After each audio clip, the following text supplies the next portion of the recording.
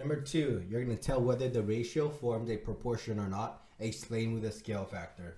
Remember, a proportion can only be set up if the ratio is equal to the other ratio.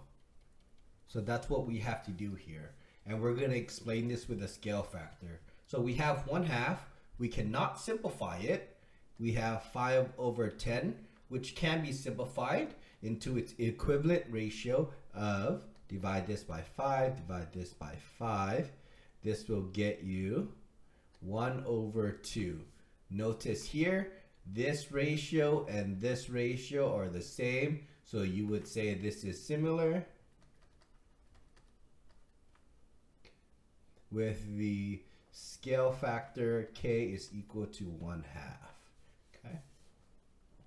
Next, we have 4/6 and 18/24. 4/6 can be simplified. We divide this by 2, divide this by 2. This gets you 2/3. 18 and 24 looks like 8.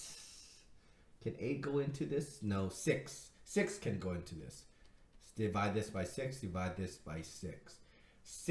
18 divided by 6 is 3.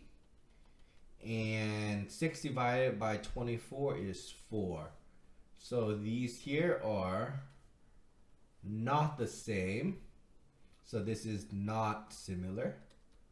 So you cannot set up a proportion here. Now we have 10 and 3. We cannot simplify this. This is already simplified enough. Then we have 5/6. Okay. Can we do anything here? No, you cannot simplify the left. You cannot simplify the right. Here you would say these are not similar. Okay. Because there is no proportional k value. We have 25/20 for letter D, and we have 15/12.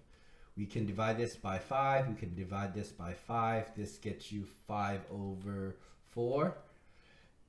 Then we could divide this by 5. We could divide this by, no, let's see. Divide this by 3, I mean. And divide this by 3. 15 divided by 3 is 5.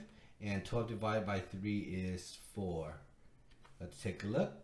This and this are both the same. So we would say these are similar, or they're equivalent ratios with the k factor or scale factor of 5/4. So there you go. Make sure you simplify each of the ratio into a simplest form to see if they're equivalent. If they're equivalent, you can say they're similar. If they're not equivalent, you can say they're not similar.